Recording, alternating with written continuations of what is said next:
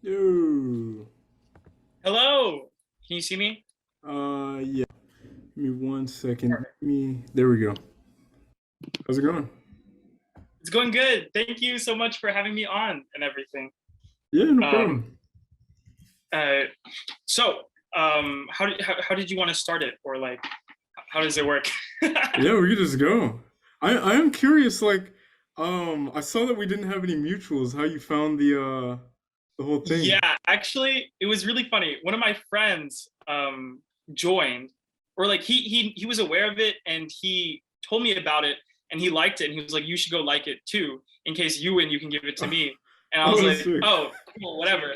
And I liked it. I completely forgot about it, and then all of a sudden, I got like a message. It was actually we were hanging out while I got your message. Oh, So I what? was That's like, sick. "Oh, this person messaged me," and he was like, "No, you won!" It was really funny. So I got really lucky, I guess. Yo, yeah. Cheers to that. That's But actually very cool, you know? yeah, I mean, I completely, I was like, who is this person? Like, why are they messaging me? And then I was like, oh yeah, I entered that. Completely forgot about it until then. Yeah, But that must have been a complete yeah, surprise. That's pretty sweet. So I don't know. We could start off anyway. I saw that you had like a a list of little like blurb things. thing. Yeah, yeah, Yeah, yeah. yeah. That was I very thought, cool. You know. yes, it is very interesting. So I studied history a lot. I finished my bachelor's in history. And so on my own Oh time, shit. I study history. Yeah. And Whoa. so I specifically focus on like pre-colonial Muslim world, West Africa, South Asia, Middle East. Swana specifically is like Yeah. my like go-to stuff. So I mean, I really love that stuff. And I'm I'm I'm kind of curious. One of my best friends, Tamor, he's interested in pretty much the same stuff. Do you know you're from Houston, yeah? yes, I am. Do you know what Tamor Khan? No. I do know that my friend actually told me that. Does he go to like the Clear Lake Islamic Center, like click Yes. like that? I don't go there that much, but I think I might have seen him around. Like if I had a Uh, face, you know what I mean? I yeah, could have. yeah, yeah. There's so many people that go there, Well, anyways. So. after this, definitely, you guys have to have a conversation because he just gushes about this stuff, you know. But Mhm, yeah, so mhm. what exactly has you interested or got you interested in the first place in like all of that, you know, the In Swana. history, so I guess what really got me interested was, and this was so funny. When I was a kid, I was on the internet a lot, unrestricted internet access. And so, All praise be. you'd find people commenting. It was iFunny, right? So people would like post on iFunny like really Islamophobic stuff. I'd be in their comments, like typing in Oh, response, like, I feel that. no, you're wrong. No, and so then obviously, because I'm arguing with these people on iFunny, I have to learn what's going on, right? So that's actually really where I started picking up history, right? And then even before that, I was always, I guess you could say, interested, especially because my parents are both from India, so like learning what my family was doing before and all that kind of stuff. And so that kind of like pushed me to learn more and more. And then into high school, I had an amazing history teacher. And then I played Oh like man. history video games, like Civilization, Europa Universalis, like a whole bunch of history games. And so that like fed it even more. And then in college, I was like, okay, let's do this. Let's major Oh in man, history. you just leaned into So it all the way. yeah. Well, actually, it wasn't clean. I was a bio major before. My dad was like, you have to be a doctor or something. I was You're just like, like, well, no. we'll try it. We'll try it out. It did not work out very well. To be fair, I love biology. I really loved it. And if I was in it for like marine biology or zoology, I probably would have stayed. But I was like, I'm doing medical school next. That's another 4 years. No, I was Yeah, like, yeah, yeah, and so I yeah. switched. Yeah, you have to be like a special type of It was person to actually be my able to OChem subject yourself to professor. that. You said what? Yeah, my OChem professor told me to switch. He was like, "You're not enjoying this. I can tell." I was like, "That's kind of rude," but You no, no, that no, no, was no. an It was amazing a really teacher. heartfelt. No, I mean Yeah, like yeah, there's he not was an enough amazing teacher, teachers. actually. Not So what enough happened teachers do was that. I completely just failed one of his tests, and I actually knew him prior to taking his class. You said what? So I actually knew him a little bit before taking his class, and that's how I, got I had like a little bit of a closer relationship with him than most students. And so because of that, he knew me and stuff. And he would actually, like, after that first test that I completely failed, he would seek me out. He'd be like, "Hey, you want to go look at your test?" And I'd be like, "No, I don't want to look at that It's thing." like, why are you torturing me? It's like that was a terrible failure. And he was like, "Yeah." He finally caught me and was like, "Let's go look at this test." And he got me in his office and he was like, "Yeah, this is not for you. You're clearly like not in with it." And I was like, "Yeah." So I switched to Like, how'd you history know? like after. So it was a really interesting moment. And honestly, I wouldn't be here. I wouldn't know all the things I know without that teacher. So Oh, whoa, it was a cheers. great, yeah. No, I yeah. hated his class too. So That that I that, that hated takes everything. that takes like a different type of support. I had a Mhm. teacher who was like very into like design stuff, and he did that to a student, And if the Mhm. student's like really into whatever it is that the whoever the teacher professor expects them not to be into that stuff, like they can still like work towards reaching a standard that they need to be at. Like, yeah, if they love this stuff, But if they don't love it, that could be like the pivot point. Yeah, and also it's just like it's nice to know that like he one of the major things for me was like I don't know how it's going to be with my parents after, and he kind of like reassured me. He's like, this is just your major. They're not going to hate you for the rest of Oh time wow. for changing it and doing something different with your life. And it was like it was a little scary at first, but then he was right. So here I am now. So great, great. And then also the history professors that I had were amazing. I didn't really have they really don't care. Most of those history professors, they Care about do what? What do you essays for mean? the class. Done. It was amazing. I love classes like that. so so Taking so tests too. But so long format writing yeah, and really crunching. What did you have a thesis project? Or are you still in school? I'm done. I graduated with that, and I didn't. Some classes they didn't really have to. I didn't have to do the thesis project, but some of the classes were really like in-depth writing. I definitely, some of those professors really changed how I write things and how I approach things. Oh, Because that's I would say interesting. when I went into college, I had this approach with writing that was like it was like a persuasive thing. Because you're writing for college essays and stuff like that. You want to Yeah, persuade people. So I had this very like active form of writing, and a lot of the professors like that's great. It's an amazing thing for like pushing your point or your argument. But for some of these things, you don't need to be pushing an argument. You just need to be telling what's going on. You need a much more passive form of analytical. writing, and that really helped. They're so yeah. I guess I really got better at my writing too, which was amazing. Also, I took like a little creative writing course. That was fun. So These I've are. done quite. Oh, give me one second. These are all the things like writing and history. Two things that I've never liked. Until Mhm. like You very never late. like, everyone says that. Everyone says that. And when I tell people like, oh, I do history, they're like, oh, I hated history. And it's just like, oh, that No, sucks. But it's it's a very important thing. yes, yeah. It's an interesting reaction.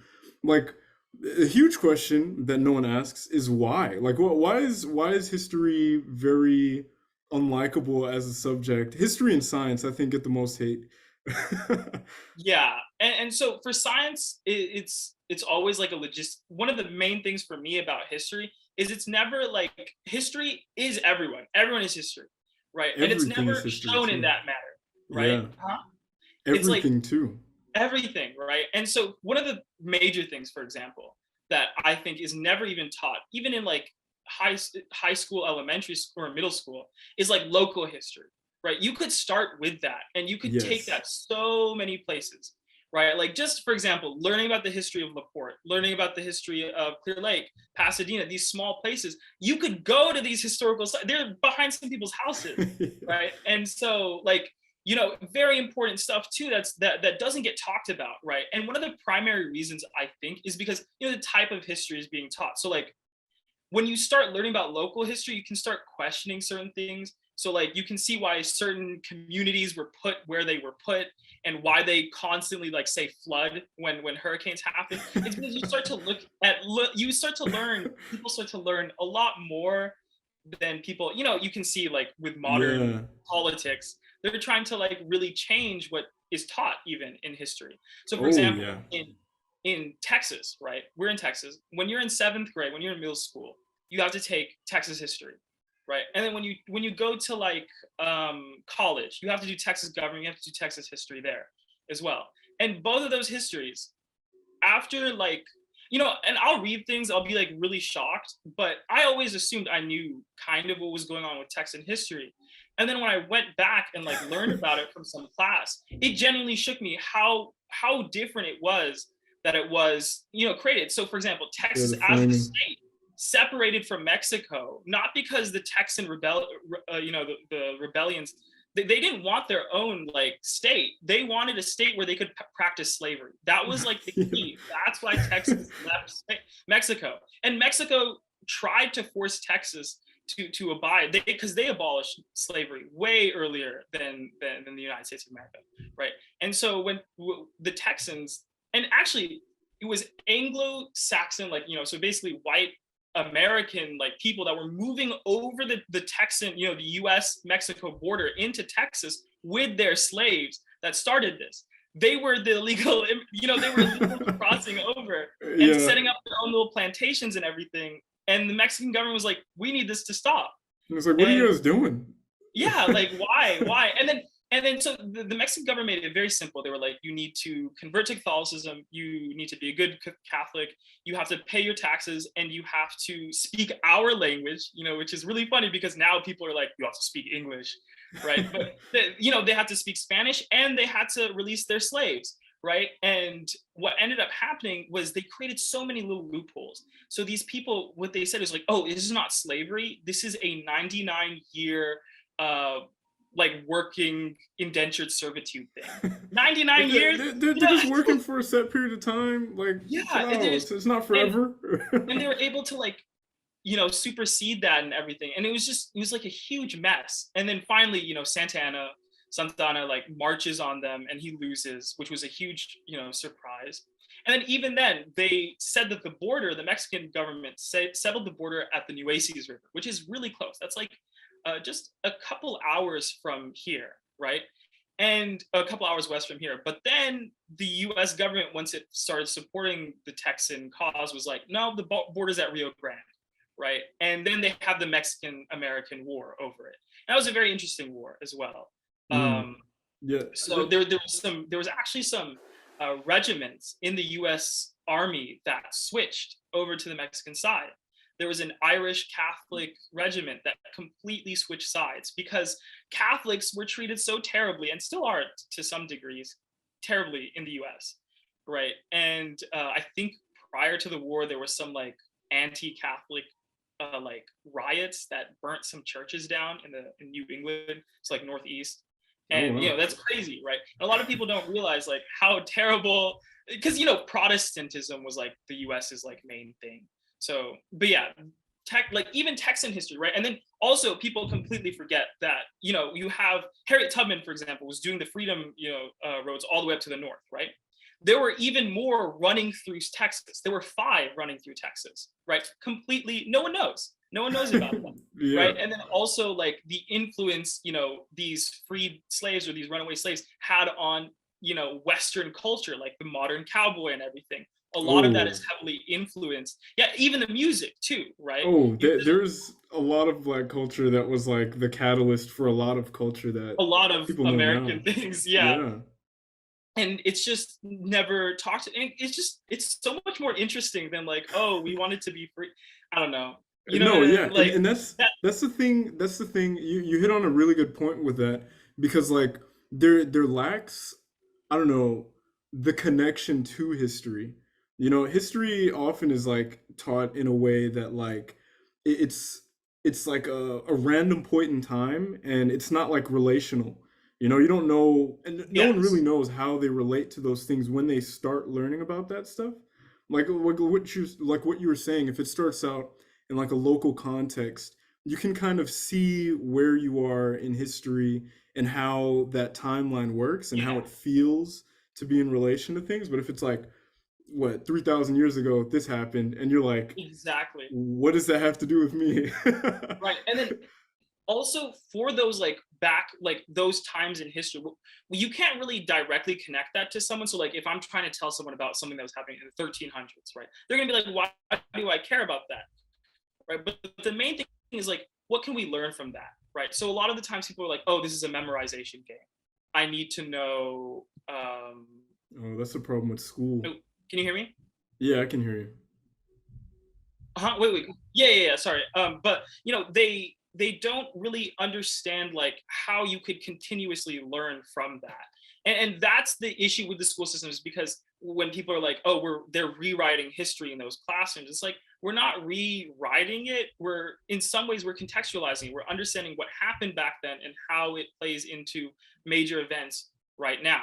Right. So, for example, one of the things that really helped me understand a lot of stuff was learning about the indigenous nations of West Africa, right? That a lot of enslaved people were taken from, right? Because if you understand like the Oyo or the Ashanti or the Igbo, right, those culture groups and those nations, you can also understand how their cultures played out and evolved and grew in places like Venezuela, Cuba, the United States of America, all these places. And you can genuinely see the connection, right, from this. So there's this one thing that I read about. So there's this place in Georgia called Sapelo Island, and there was a lot of people who were enslaved there. And so one of the descendants of these slaves, she realized that once every year, her parents would, or like her grandmother would make this like rice cake, right?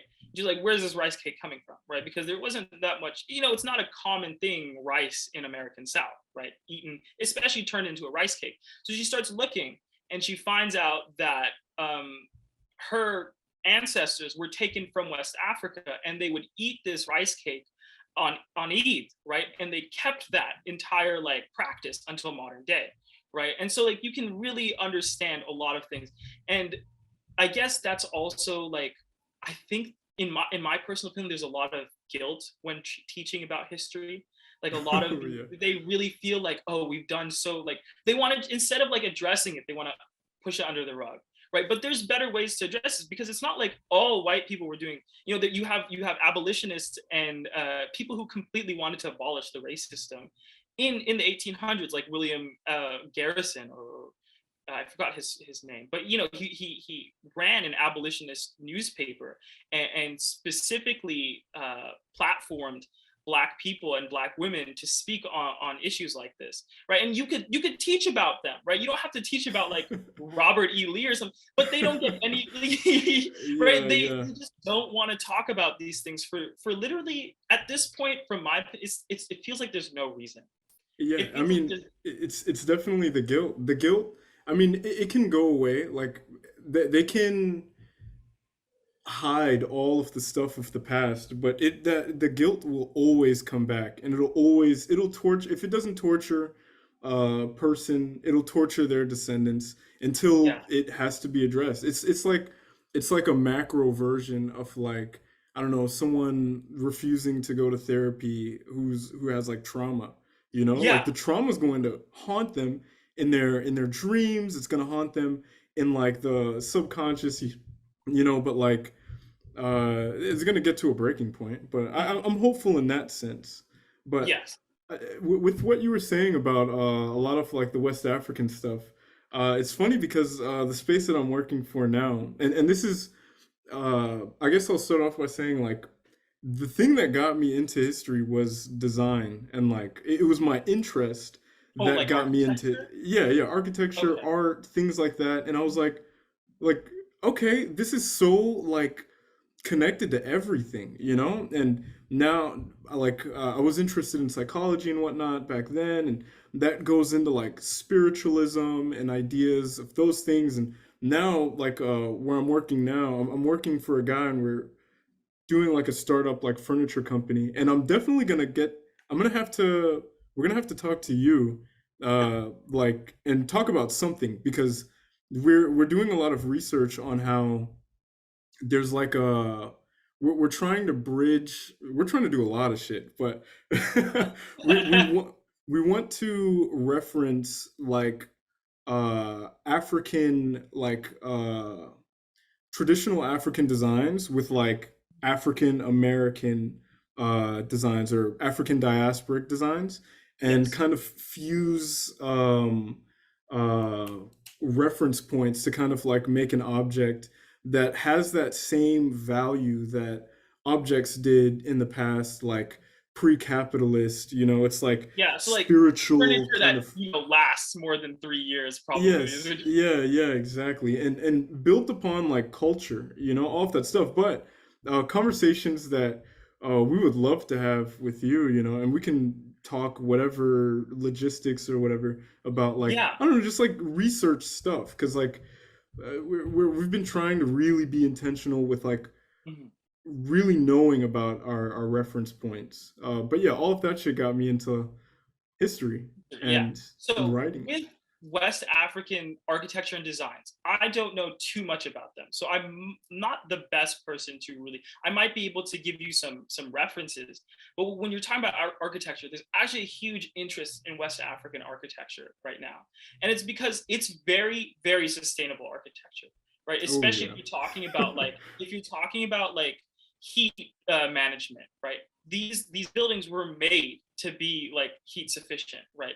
They can reflect sunlight, they can keep things really cool. Another interesting culture that did that here are the Pueblo people, modern day New Mexico, western Texas. They also have very similar designs, and you can, the adobe bricks and stuff, you can still Mm. see them to this day. And that's where that city of gold, if you've ever heard of it, that like Cortez was like looking for, that was their buildings, because in the sunlight they reflect the light and they look golden. That's actually what happened with a lot of the West African cities when Europeans like visit them, like, oh, this city's made out of gold. Well, it's just the sun is like, right. So for example, one of the major points, you have the Great Mosque of Djenné, right, built in the city of Djenné, is a very very major, it's a world wonder in my opinion. It's huge, it's very historical, and I don't remember who specifically built it, but the city of Djenné itself is a very important city. It goes back to the 800s. It was one of the first major agricultural like cities that really took its agriculture to the next level. They specifically used rice farming to put themselves in a position in West Africa where people wanted to trade with them for grain, and they would get large amounts of salt and gold, right? And so Djenné would continuously become a large, major point in West African history. And I think when the monsters of Mali took the city, I think this was around like 1100, 1200. They built a university there. So I think the University of Djenné still stands to this day, if I'm not Oh wow. wrong. Yeah, I could be, but I believe it's you're still right. there. So it's a really old university, right? That's almost 1,000 years of that university being around, right? And Yeah. actually, so what you have in West Africa is you have the indigenous designs, and further up north, like modern day Mali, Mauritania, right? You also have this influence of Islamic, specifically Arab architecture that comes in, right? And that Cross was through pollination. that was through specifically the trans-Saharan trade routes. So the trans-Saharan trade routes start in like the 500s, right? And they roughly last until the 12, 1300s, and they kind of collapse because of the fall of Mali. But you have cities like Adarost, Djenné, Timbuktu in West Africa that go through, and Tawza is another major one, right? That feed this trade into cities like Tuat, Sijil Massa, and Safi in Morocco and Algeria, right? Sijil Massa was like a very major point on this trade. It was supposed to have like golden gates and everything. Very, very interesting city. And this trans-Saharan trade was very important. I think it's obviously like not talked about enough, because when people talk about world history, a At lot of the all. times they leave West Africa out, right? And Yeah. because they don't recognize the way they look at history is through warfare, right? And if someone's not participating in the warfare until later, then they're not going to be really talked about. Also, there's this whole erasure of Black history in general, Oh right? yeah. Yeah, just complete erasure. And so and rewriting. They're really rewriting Yeah, actually. the perspectives of Africa is like very telling. It's in that called like way. the dark continent because there's nothing going on, constantly in the black. You know what I mean? And that's completely wrong, right? So with these trans-Saharan trade routes, for example, Mali specifically was the main benefactor of them in West Africa. They could trade gold for salt, and sure, they had their own coast, they had their own salt mines, but the salt from the Mediterranean Sea could be produced way faster because the Mediterranean Sea is a very shallow, very warm sea. So salt naturally is produced faster, and because of this, right, they could trade salt much faster with West Africa, and West Africa could give them gold, right? And it wasn't just gold; it was like ivory as well was very important. Ideas were very important. So that university in Jenne, a lot of their ideas would find their way to cities like Toledo in Spain, right? And would go on to, in my opinion, really help and influence things like the Renaissance, right? And so, and also they traded ambergris, which is a very interesting good. And so basically, stuff would go up to North Africa. From North Africa, these were like these intermediary Muslim kingdoms in North Africa, and they would trade it with Spain. And Spain at the time was ruled by Muslims. Oh yeah. So in 747, the Abbasid Caliphate ousts the Umayyad Caliphate, and Abd al-Rahman, their ruler, is like, well, I don't have anything here, so he flees to Spain, right? He sets up his own little empire there, and he's in a really tough position because he doesn't have much money, he doesn't have much of anything, and he has to really do something. So what he does is he relaxes restrictions and laws and stuff for Christians and Jewish people, right, to start practicing not just their religion but their art, like openly. And so what would happen is the luxury goods from West Africa would go to North Africa, and from North Africa they get traded to Spain. And in Spain, these luxury goods would be turned into incredibly luxurious pieces of art. And they would use, and Abdul Rahman and his successors would use this art, this intelligence, all these amazing things they were producing to establish economic control and also political and diplomatic control. So they got to the point where they could declare themselves, again, a caliphate. Even though they had just a small nation, a small kingdom in Spain, they were producing so much gold, so much literature, so much science, art, all that kind of stuff, right? And this is referred to as the convivencia, like the great coexistence between Jewish people, Christians, Muslims in Spain. It was in That many ways, it sounds was a very interesting. egalitarian society. They did a lot of very interesting things. And in great part, it was funded by, the monsters of Mali, right?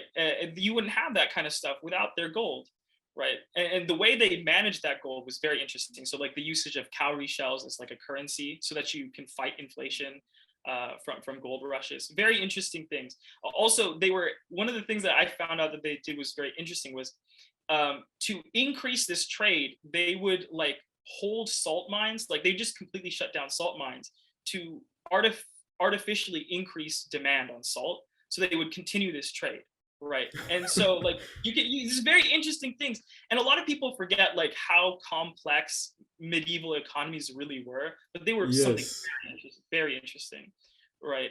Like, and this is a time in Europe where like most of the gold coins weren't even like fully gold, right? They didn't have enough, and you have these really weak economies not really fighting but like watching what was going on in Spain. And it got to the point where like I think there's this Spanish map. I want to say it was from like the 1300s. I don't exactly remember, but there's a picture of Mansa Musa in there holding like a gold ore, and like that's where gold comes from, right? So they created this whole like fantastical view of West Africa, and it would affect later happenings, especially 1854, like post-partition of Africa, scramble for Africa. A lot of the Western powers really wanted West Africa for its gold.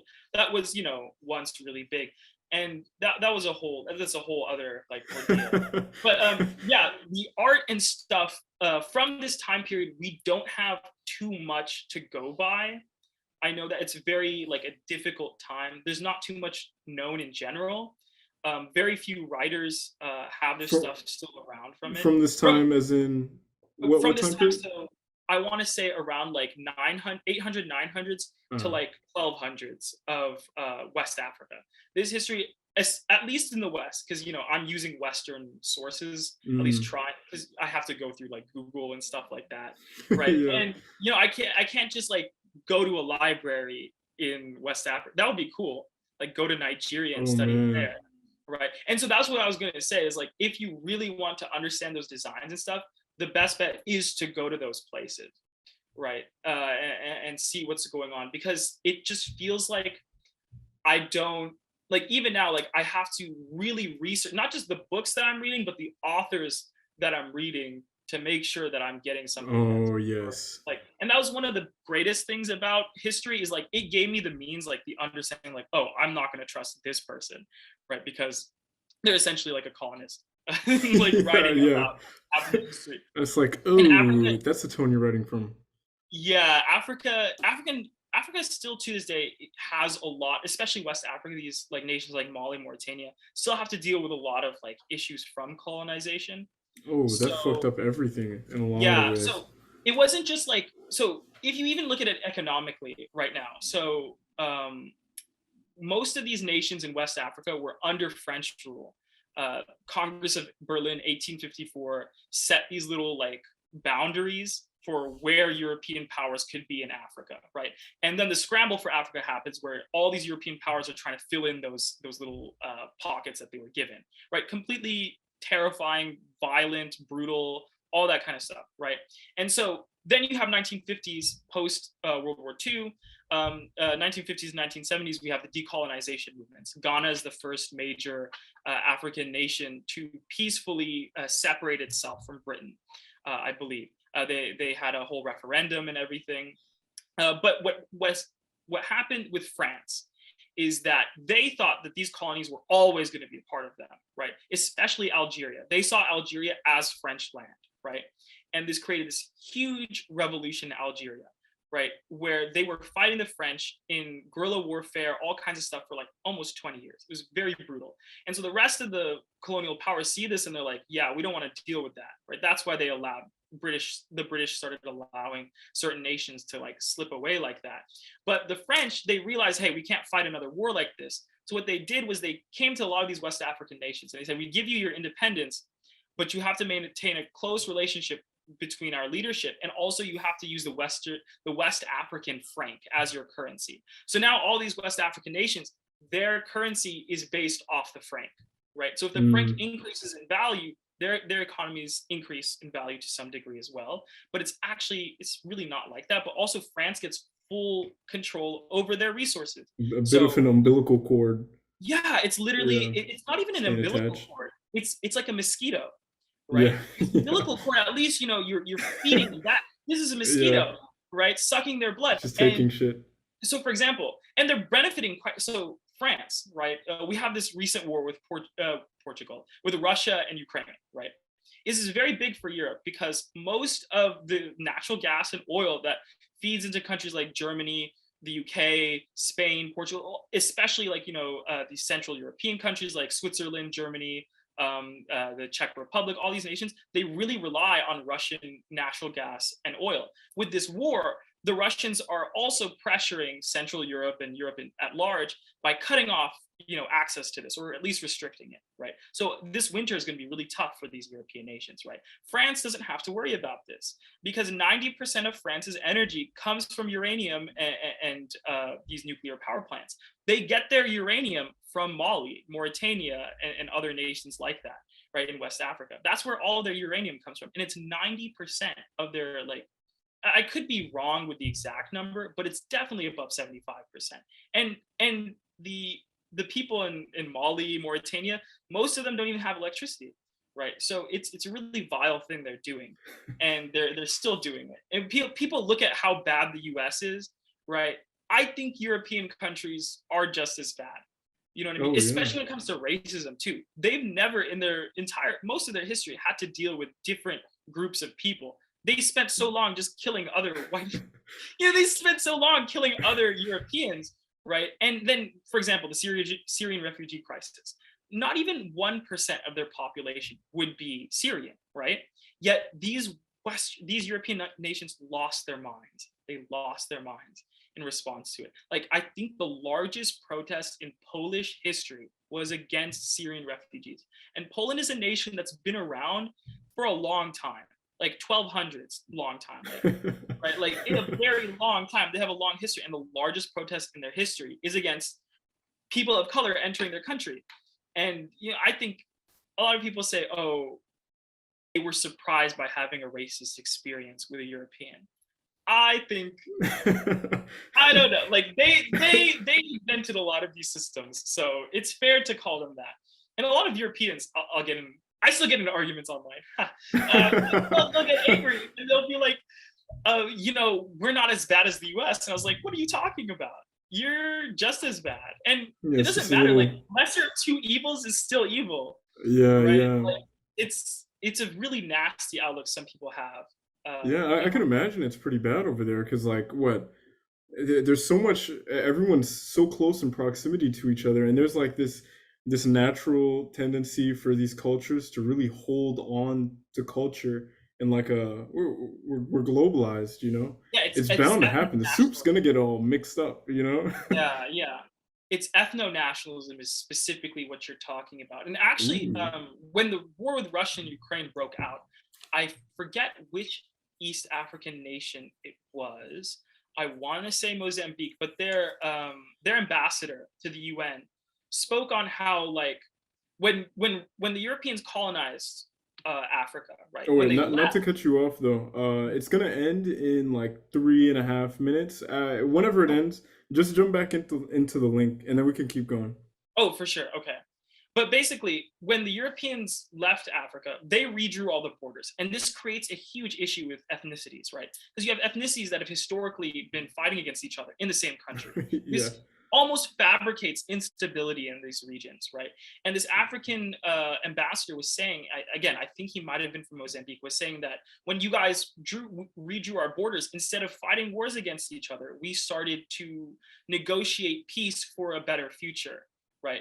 And then you look at Russia and Ukraine. Russia's declaring war on Ukraine in part because they used to control Ukraine. And they're like, we need that. You guys are actually Russian, right? And so there's this issue with ethno-nationalism where it's like, you want everyone who's in your culture group to be in one country, even though that doesn't necessarily work. And then also it pits you at war with all the other ethnicities, right? And this is like an obsession Europe has historically had, in my opinion. Yeah, yeah. So with all of this insight, what do you plan on doing with the like? What do I put with my life? No, no, I mean with your knowledge of stuff, but yeah, With my with your knowledge, life, if you want to make it with big, my we can zoom out as life. far as possible. So right now, I do have to study for the LSAT and eventually take that. So I do want to do something with law, but also, I have other things that I've been interested in doing. So like teaching is one, but teaching Ooh. does not seem like very fun right now, especially with how dangerous schools have been. Oh On yeah. top of that, in order for me to be like a history professor, I have to get a PhD. I don't know about that. That's a lot of work. I like history, but a PhD is a lot of work. And I've thought about it. And then the other things, archival work, so archivists and stuff. Ooh. I have played with the idea of like starting like social media things to talk about history, but it is also like a lot of work, and I don't even know where I would begin with it. What is a lot of work to you in terms of like art? Because I can't even post like like an Instagram post every day. You know what I mean? Or every yeah. other, you know what I mean? Like, to the thought of like writing a whole script and then editing it and then like putting a little intro and outro, it sounds like a lot So for so me. it's like the community facing aspect of Yes. that's inherent in archival work. And then also, oh, you're talking about archival work specifically. Yeah. So the issue with archival work, there's no real issue. It's just I'd have to specifically get a master's degree for that. And I think Maine has a nice program for it. And archival work is really nice. I'd have to work in some sort of archive. So I could work at NASA's archives, right? And I'm just basically organizing information. So when someone's like, hey, I want to know what NASA was doing in 1967 specifically in the summer, I could be like, okay, here's all the stuff I have for it. Oh And shit. it's very interesting stuff, for sure, archival work, but it also, my main issue with it is it sounds very boring, because I like to, at least in my workplace, talk to other people, right? And then That's archival might be nice. locked in the That's a nice basement. thing. Yeah. They're like, They're give me gonna a throw book. me down there, eat the keys. And the other thing that is similar to archival work is museum curatorial work. And so, like, basically, what is shown in museums, the informational stuff, how it's shown, how it's depicted, very interesting stuff. But the job market, All right, there we go. okay, you hear You me? said, yeah, you said job market. The job market for museum curatorial work is like really difficult because you can only, it's not like you can only work at museums, but you know what I mean? Like all the other people who have been using, you have to like really build up your time for it. You know, you Uh, have to do the internships and all that kind of stuff and really set yourself up in that industry. But the good thing is like once you land a job in it, you're good for a while. They pay pretty well usually. And you know, you get to actually teach people too, just even if it's just by writing a small little blurb about what this artifact was, right? ooh. So there's a lot of things you can do with a history degree, but for me, law especially sounds really interesting because at least on like from where I'm viewing it, I have a much easier way of actually helping people. So like, Ooh. you You know want what to I be mean? Like, involved in the present and the future. yes. So it's really helpful, I think. Also, I just think a lot of people don't realize certain rights that they have, or, you know, stuff like that. Oh Helping yeah. people understand that kind of stuff. Legal literacy really helps for communities and you know generations down the line and everything. But I'm sure there's a lot more, but this was another thing that I really wanted to do, at least for one like summer, is working as a park ranger. So get like giving little tours and stuff at a national park sounds like so much fun. I just because you know you get to live like on or near the national park. So I wake up in the morning, I see like Yosemite, like that's a great day. You know, already. So like and they take a lot of history majors because you have to teach about sometimes you know the historical tours and everything, and those parks are very interesting. They have a lot of Texas actually has a lot of really good ones outside of just Big Bend. Yeah, I think there's like yeah. Guadalajara, which is really good. There's one near Amarillo, which is very interesting too. Also, Ah, surprisingly, Oklahoma has really good ones. I I didn't. would not have known. Yeah, I didn't I think really anything. don't know anything about Oklahoma, right? So yeah, I went there and there was a couple parks. I was staying with a friend in Wichita Falls, which is in Texas, but it's like an hour from the Oklahoma border. And there Uh, was we went there like 2 days, and they have some really nice parks there. There's like we went to Turner Falls and the Wichita Mountain Range, oh which man, was so you're like a camping person as well. I actually have never been camping. I would love to.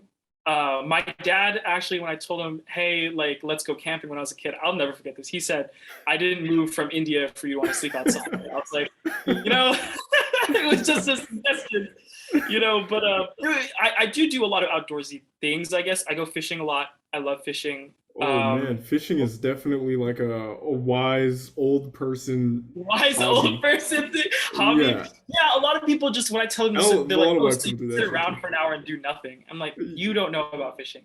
You don't know about fishing." Also, the fishing YouTubers online, they are crazy. There's this one guy, his name's like John B or something, and he has like these insanely well edited videos. He has like a drone flying over while he's fishing. It's What? crazy.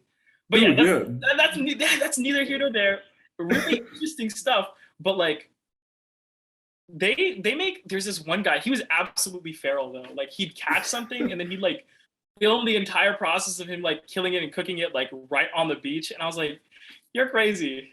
Oh yeah, You can go those home. hobbyists, they go above and beyond. The niche hobbyists, they're a completely different breed of like human, married with like YouTube sensibilities.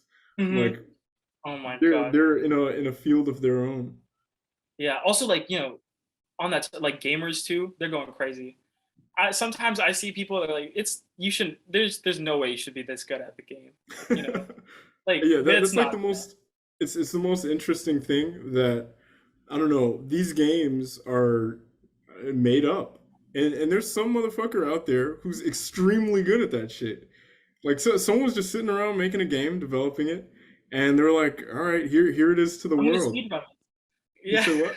Yeah, yeah, and You're then like, I'm someone gonna fucking speed like, run this, like yeah, speed yeah. running Pokemon and stuff. It's fun to watch though, I will say. It is fun to watch. I just sit there like, hey, I play that game. And like with a nice Coke drink, and like I could be that good. Theoretically, I could be that good if I put in that time. But yeah, there's some. I actually do write a little bit for some video games. My friends and I, we make some. We're doing some little projects, Whoa, and hopefully they work please. out. Are you able to spill the beans?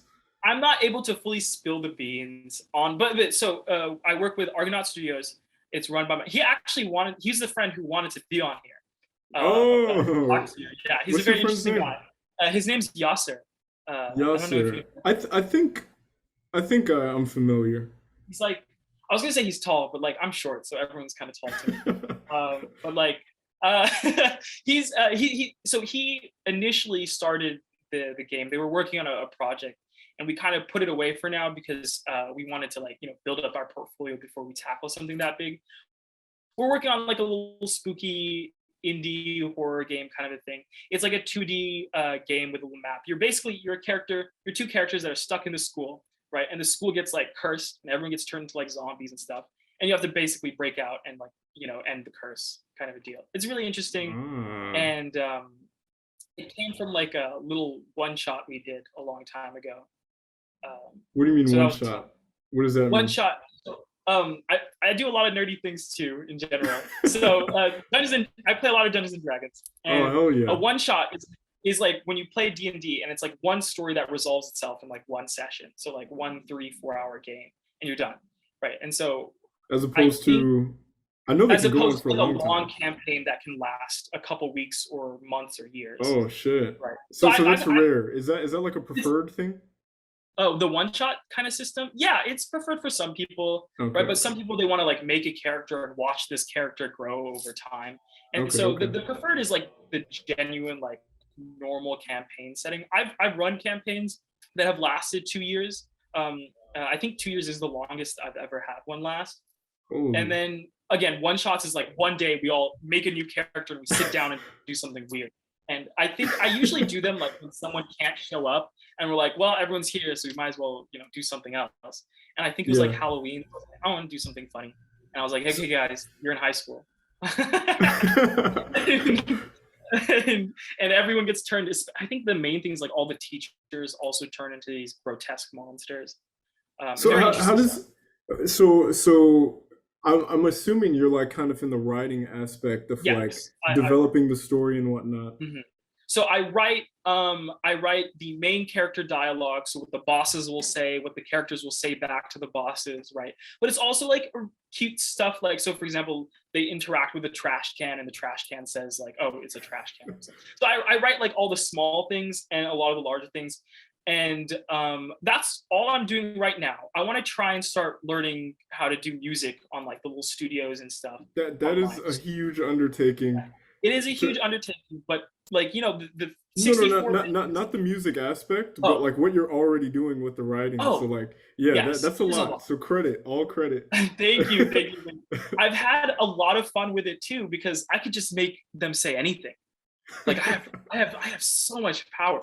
I could like all the trash cans could just start talking, and no one can say anything. So Like you're, I you're just, you're you're basically just like kind of riffing. You're like freestyling the yeah, whole for the time. small like pointless characters or like the things that they'll see once or like I have this character that is going to be like a shop that you can go to buy like random things to help you fight zombies, right? And the shop is just going to be some guy in a locker who like slips you the stuff after so the characters will walk by like the locker and they'll be like they'll hear Psst, hey, and they'll be like, oh, who is that? And it's like, over here in the locker, want to buy something? And then they put their money in and he gives them like whatever they want. And I could write funky, stupid things like that. And I think, a lot of those small things, especially if you look at like video games as an art form, you don't get that kind of stuff like anywhere else. You can't, video games are like a mixture of all art in many ways. Oh, And you can add so much personality into the smallest of things. oh I yeah, love, I the love doing detail. that stuff. I Right. Like, follow a fuck ton of game developers on Tumblr and on Twitter, mhm, and like it's crazy what a single motherfucker does. I'm like, well, how are you Yeah, doing this? You're making the Stardew Valley was music, one guy. you're designing the There's some characters, making the crazy script. yeah. It's like we'll be like working, and then and then Yasha will be like, oh, Farzaan, look, this one guy made a game in 2 weeks. And I'm like, all right, dude, like, are you trying to say something about like I need to pick up the speed or something? But yeah, it's crazy, and like the devotion. And I think that's one of the amazing things about living now is like people have like such an insane access to art, right? Oh Like yeah. for example, it's like if you don't have an answer to what your favorite song is, people look at you weird. Right? Back in the day, people didn't hear songs, right? Like the only singing they would have heard is like They're like my the old dude grandma in has. the village. Yeah, Yeah, yeah. yeah, like the only people who had time to make art, right? So it's a very amazing thing about living now is like just you can and then just the shit like even I think in some ways the shittiest art is pleasurable. Like just the fact that it's allowed to exist in some ways is amazing, right? It's like we're living in a time when this is possible. Sure, it's not the craziest thing. Might just be like a dot and a line or something. But like, come on, that's No, a commodity that we haven't seen in like almost all of human history, right? our And value system is so fucked up when it comes to what art actually is, yes, that this is a it's very really lost. It's like creation is deeply religious inherently, and it was always Mhm. like a religious tool, the creation of stuff, whether it be art, blah blah blah, like traditions, stuff of festivals, storytelling, like all of that was like very meaningful for, I don't know, progression. I feel like oh, there we go. Mhm. Yeah, like all of that real internal work can happen through these higher level ideas that wouldn't happen practically, because like you don't need to like create an object that's useless to eat. You don't need to do that, but it helps it helps let ideas kind of shake hands and like create a Yeah. new idea, stuff like that. Like now we don't value art in the same way. We value art in like a commodified way, and it's like, but how is it feeling your Oh, for sure. soul? Like what is it doing for that process? I feel like I think that because of the amount of art, everyone has their own little art journey where they're consuming said commodified art, and then they begin to realize, hey, there's something deeper here, right? And then they start finding like smaller artists or stuff like that, who really. And I used to be like that. I used to listen to like mainstream trash essentially. Right. I used to like, I didn't even really have a proper answer for what kind of music I like because my parents were like, they really didn't want me listening to like other kinds of music, right? Because they Yeah, were like just very strong Muslims, and I guess they didn't like, I don't know, they didn't like music. But either way, dude, I right? feel that. Everyone has that journey, Like and I that's think what that's on, bro. really important. Developing your taste in stuff, and now that's a crazy thing. You can now have a taste in art that was never possible because there just wasn't enough art to have a Mm. taste, and also again because of like things like censorship and stuff, art has now more than ever become an avenue for self-expression that you don't see anywhere else. Well, not you don't see anywhere else, but like it's rare previously in human history to have stuff like this with art, and now it's just everywhere, right? Even the Yeah, smallest yeah. things are artistic. Yeah, the Uh, the the creators are there's way more. The idea for creator, I think, is, I don't know, everyone can have that title. And I think that's a good thing. Like I like the fact that there's trash that's what makes us places. human, right? Yeah, The yeah, like the if you can ability just to have create things. output to kind of anchor your thoughts to, that's like good art. Like Mhm, mhm. if you can make something and then look at it and then say something about it, like anything at all, I think that's good. It's good inherently. I mean, and then again, it's like I think art is a path. It's like that journey kind of a thing where you're finding it out yourself. And that is what makes it a little bit annoying when people are like, oh, this is art. Like censorship in art is always like an annoying thing to Yeah. deal with. And especially when it's specifically targeted at like certain groups of people. Like for example, queer artists have to deal with a lot just to have their art, exist because the art piece itself could have nothing to do with any like terrible thing, like, or anything. It could just be a painting, right? And because the artist is, queer, then it's taken down in a lot of places. Mm. And I think that is very problematic in general, like a very tough thing that queer artists have to deal with. Yeah, yeah. And In what spaces are they like taken down or it like taken censored? so for me In like conservative specifically within countries? conservative countries, but also like within the context of Islamic art, right? Oh. Queerness is not very open. It's not allowed to be open at all in modern day. But if you look at queer poetry from the Islamic golden age, right? There's all kinds of people who had countless like male lovers, right? You know what I mean? Ah. So for example, right? If you look into Islamic history, you will see many queer figures all throughout Islamic history. So, Ooh, I have for one. example, that Abdul Rahman guy I was talking about. Hmm? Hmm? I'm gonna bring up a reference. Someone I'm talking to right now uh told me about this person, but you can go on. I'll blurt out the But name. yeah, so that Abdul Rahman guy I was talking about, when he fled Syria from the Abbasids to Spain to set up his little Mm. thing, he himself had both a male and a female harem, which is crazy. And then, and then his son Al Hakam, I think, or Hakim, he was famed for. He took 46 years. It took him until 46 to produce an heir for the empire, right? And that's a huge issue because if you don't produce an heir, the dynasty will fall. The reason he didn't do that for 46 years was because he had male lovers that he was far more interested in, right? Harun ibn al-Rashid, a very major Abbasid caliph, right? He was a very major Abbasid caliph, established many great things, consolidated the empire, created a new administrative system. His son, El Amin, I believe was his name. It wasn't his full name, but El Amin is how historians refer to him. He would openly like be with his male lovers and eunuchs in public, which was very controversial for the time, right? And he would not produce he wouldn't produce an heir because he wasn't gonna do anything with Yeah, any he was like, women, right? no. So the He was way like, leave me his alone. mom, his mom went around this by having women cut their hair short and dress incredibly masculine in an incredibly masculine manner and giving them male nicknames, right? And only then was he even remotely interested, right? And so he would eventually produce an heir, but he would actually exist, like he'd go around in public with these women who were dressed almost fully as men, right? And so Yeah. what this did was it had this almost there was a complete shift in women's fashion in the Abbasid Caliphate at the time, right? Because all these women are like, we can now start expressing ourselves in a different way, right? We can now start using more masculine clothing and everything like that. And again, it has so many effects. And so when you're talking about art, especially in the Islamic world, right, you have so many, not just, caliphs and rulers, but poets and artists and what else? Even some architects, right, had these influences in their buildings, right? And you can kind of see them in the art all over the place.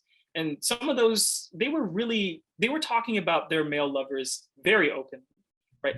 Even for women as well, a lot of women who were considered who had what's the word, a lot of financial freedom, right, would take other women as lovers, Mm. specifically in some. So the way that other men at the time rationalized this was because these women are trying to free themselves from men. But I don't necessarily believe that. I think they just loved the other women, right? It was also very common in Ottoman bathhouses, right? For the women, it was so common in Ottoman bathhouses for women to meet with their other women lovers there that the Ottoman sultan started putting like guards in the bathhouses to stop women from being gay, right? Like, stop being It's all gay. over Islamic history.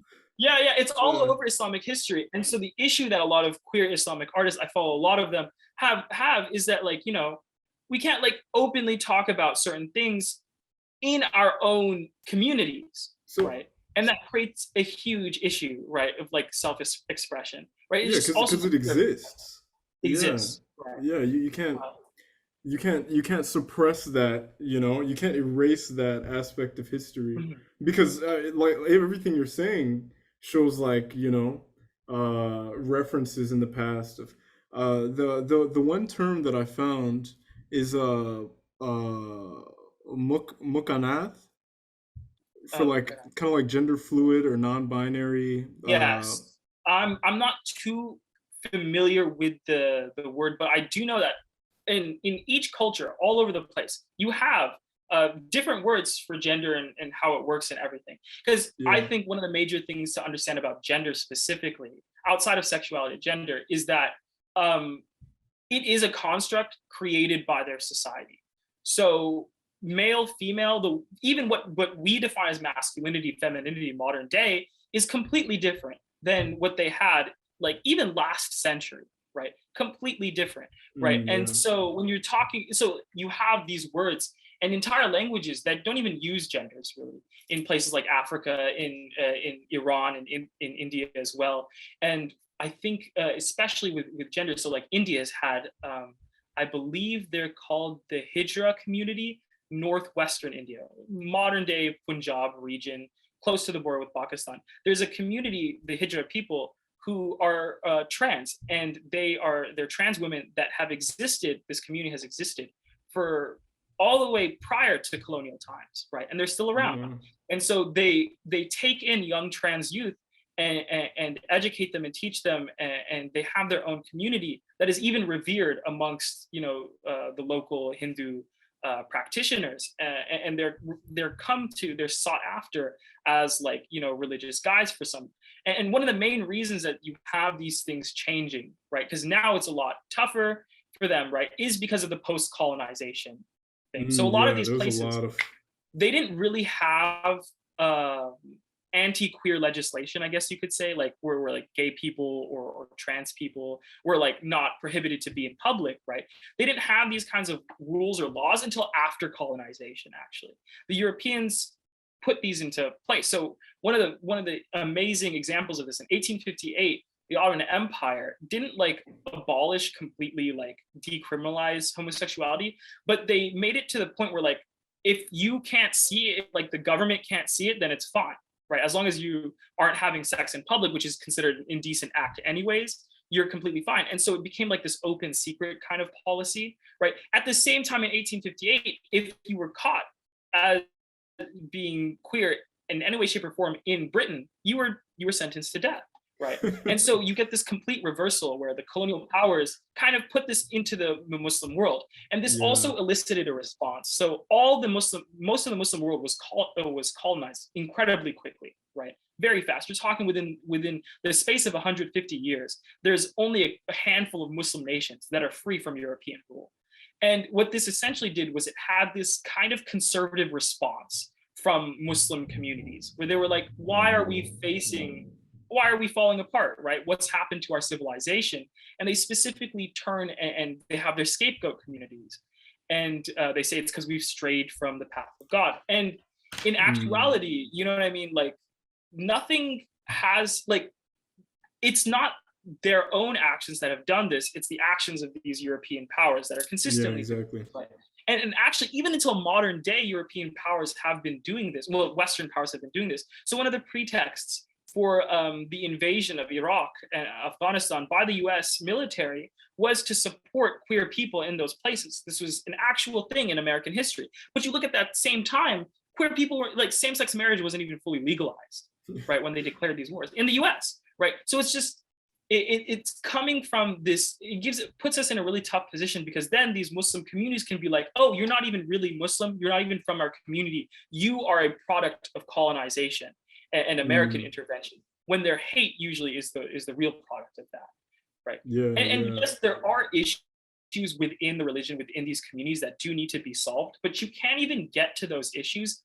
until you start decolonizing your thought and your mind and stuff like that. And it's a Yes. very long process for a And lot then of yeah, people. you need to know that your thoughts are colonized to be able Exactly. to decolonize. And some people are Yes. like, no, I'm not. Like, what do you mean? No, no.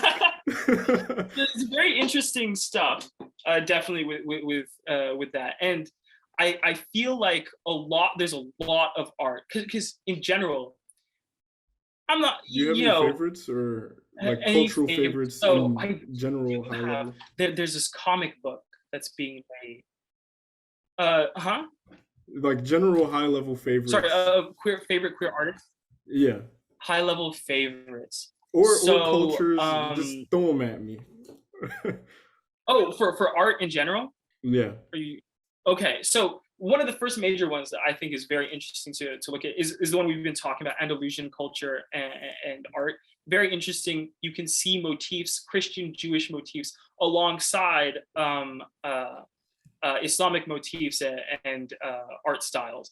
And at the same time, you also have a lot of queer poets and stuff coming from this time period, from this era. Also, you have during the Abbasid Golden Age, very interesting time period as well. Um, and then we've already talked about, so we might as well talk about it again. Mali, in general, has amazing art that's definitely worth looking at, and Benin as well. Benin has an amazing history of art, and actually, Benin art, they have this ironworking, right? Oh, And I was talking about queer work. oh, okay, I thought you were Yeah, just talking about yeah. in general. I thought you were just talking No, about in general. Okay, queer so I work in have to. general, culturally. So I have to pull up some of their artists. But Aruj Aftal, they are a queer artist from Pakistan. They make some amazing music. Their album Vulture Prince is amazing. I think they won. They're the first like queer Pakistani person to win that music award. I forgot what music award it is, but That's all right. they are amazing. I also follow a whole bunch of artists on Twitter. Let me pull some of them up really quickly to answer your question. But in the meantime, if you had any other questions. Oh yeah, I'm kind of interested in how, because I'm only familiar with American culture and how we view gender. Mhm. But I was wondering, like, how do other cultures or cultures that you're familiar with understand like gender and the binary and outside of the binary? Gender. Okay, so a lot of places all over the world. So one place that I know has definitely a very interesting take on gender is Polynesian history, Polynesian cultures as well, like the Maori and the people of Hawaii, right? Very amazing. So you have in many ways this like this third gender that's referred to a lot in these Polynesian cultures, and they're referred to in a way as like having the capabilities of both men and women, and in some ways also completely not being, both either male or female, right?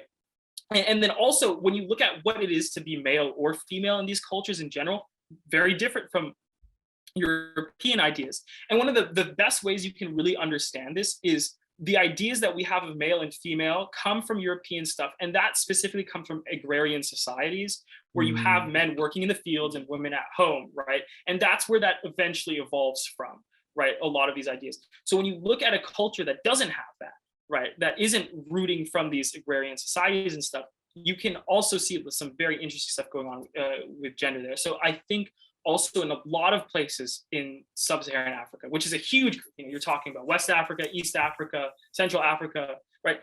These regions have a lot of, I believe specifically in Central Africa, they found some interesting stuff, even like cave paintings depicting same-sex intercourse in many places in Africa.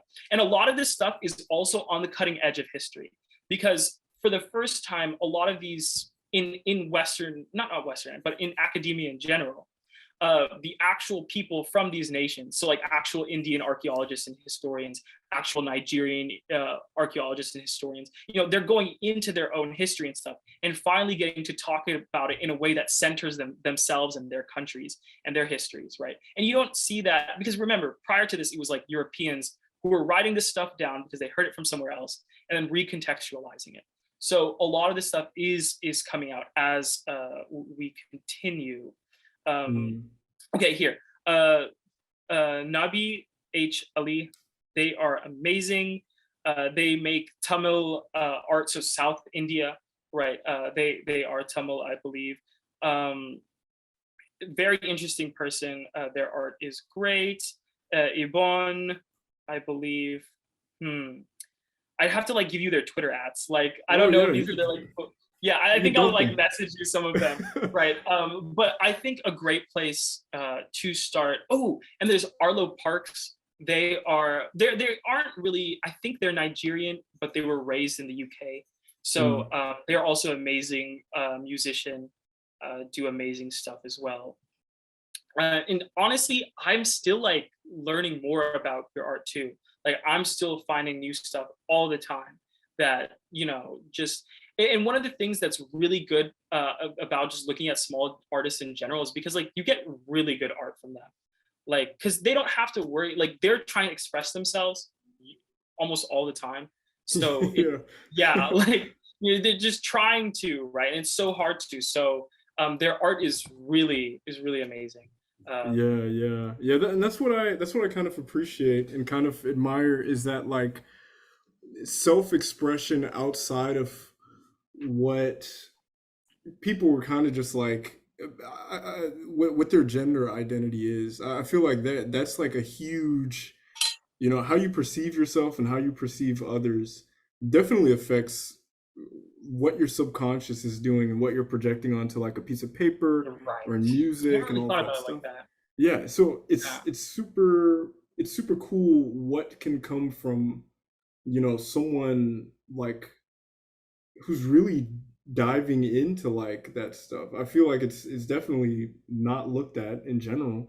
The reason I've become very interested in this stuff is because I've started speaking to someone who's non-binary, and Mm. I've just been kind of learning and kind of collecting information, to be a Yes. little bit more familiar. It is. I have a lot of non-binary friends myself, and I'm a little jealous of what they're writing. I'm really like, what did you? How'd you have that idea? But like, also, I just feel like talking to other artists in general, especially people who are radically different from you, right, is very important in developing your own art and stuff like that, right? Um, but there's some very interesting pieces of art. So there's obviously a lot of queer art that has been made in the Muslim world, specifically historically, that is coming a very interesting perspective where it's like you have a straight person, cisgendered straight person, who is drawing or talking about queer people in their art, and you can very clearly tell the difference between that and when an actual non-binary person or a queer person makes their own art. And I think that's also a very interesting thing to be able Yeah. to recognize. At my point, I'm like, okay, well, this is a little bit weird.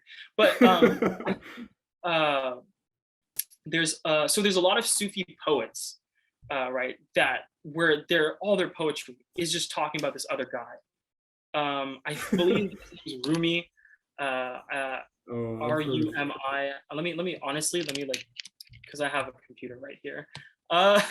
Yeah, Rumi. He's a very famed art. He's a very famed poet, and so Sufi mystics and Sufism is this other. It's not a branch of Islam, but it's a school of thought within Islam that really kind of pulls away from the direct, very legal, to the book interpretation of Islam, The and in suit and some tie. ways, right, and then at the same time you also have some Sufis that are super adherent to this stuff, right, and very interesting stuff comes from Sufism, a lot of spirituality. Sufism is specifically, they specifically practice love, is their whole main like thing, using Islam to understand love and stuff like that. It's very interesting stuff. And these Sufi mystics, also an interesting thing they did was they allowed, in many cases, well, not allowed for, but they helped take the religion and kind of meld it to the cultures, right? So with Mm. Christianity and stuff, what you can see a lot of the times is, for example, in Mexico, right, you can see that the indigenous religions of Mexico prior to colonization, they were absorbed into Christianity, but in many ways it kind of changed Christianity to some degrees. But when you look at Islam moving through a lot of the cultures, it was far more malleable, right? A lot of the indigenous practices Oh survive yeah.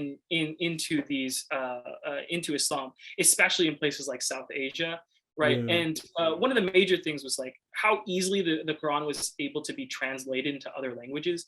In Christianity, they had a huge issue, like you can't translate these texts, right? They have to stay in Latin, which creates a huge issue with like people converting and stuff. And that's actually why art was so big in Europe, is because a lot of these people couldn't read their own uh, Bible, right? The only way they could interact with this stuff was through the depictions. art at the church or in this or the statues and stuff like that. And that's where a lot of these people learn about certain biblical texts and biblical stories, was through art, right? Yeah, And yeah. um, but either way, with queer artists, it's really amazing, and it really sucks that we can't really express ourselves in our own communities sometimes, culturally, within our own cultural communities, purely because of, like, all the issues that brings.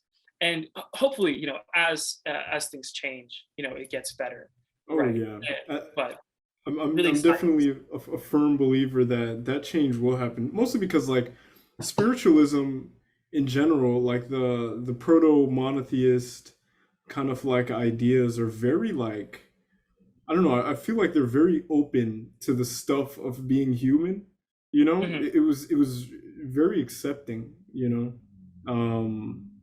and I don't know, monotheist ideas kind of, and I'm being very general and loose with that, but you know, the big three religions, they're Mhm. very like, you know, you have to fit within this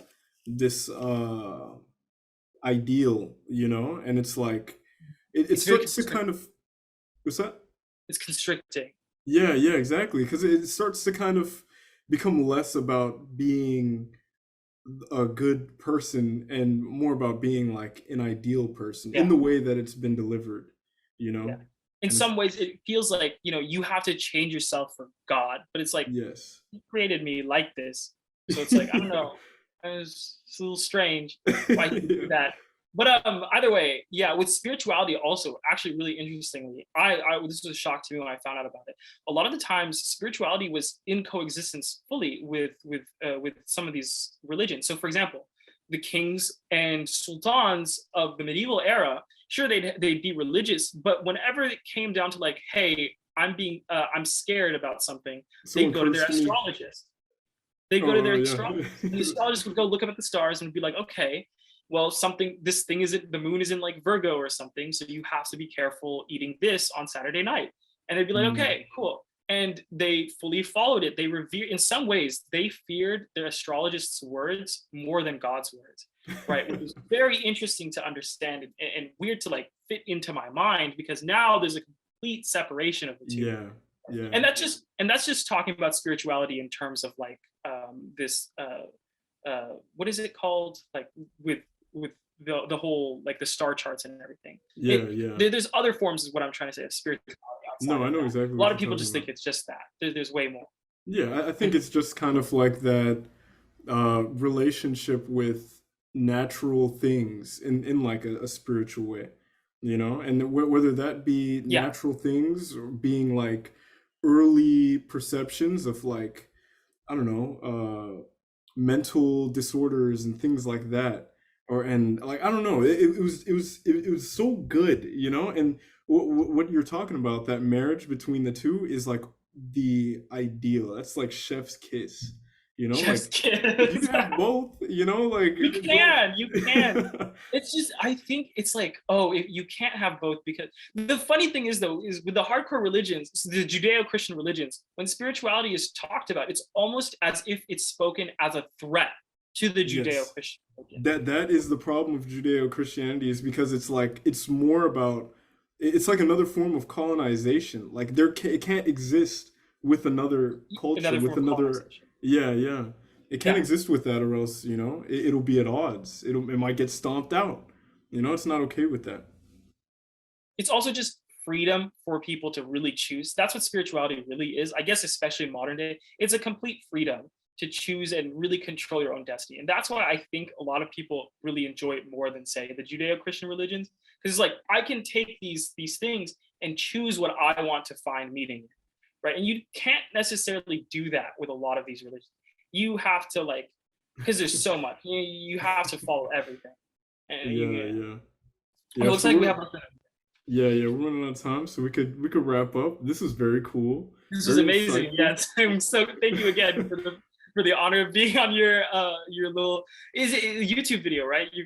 I'm gonna be on there or something. Yeah, it's gonna be a YouTube video. It might, hopefully, if it becomes an art thing, like it'll be in a gallery somewhere. But that's for the Oh, future. I'm really? gonna be fighting for Oh, that. thank Yeah, you, yeah, thank you. yeah. But yeah, again, hopefully something. I mean, if you have questions, you can always DM me on Instagram about anything. No, And yeah, if I definitely. have questions, I'll probably assume. And also, I love your name, by the way. I think your name. Yeah, That's my dad. I was like, yeah, yeah, I love your Thanks, name. Dad. Uh, But yeah, if it cuts off, goodbye, and I appreciate you. But I thank need you. I to, appreciate you. I need to have you have a conversation with Tamor, and I'll definitely Yeah, ask you about those artists that we were talking about earlier. for sure, for sure. All Yeah. right.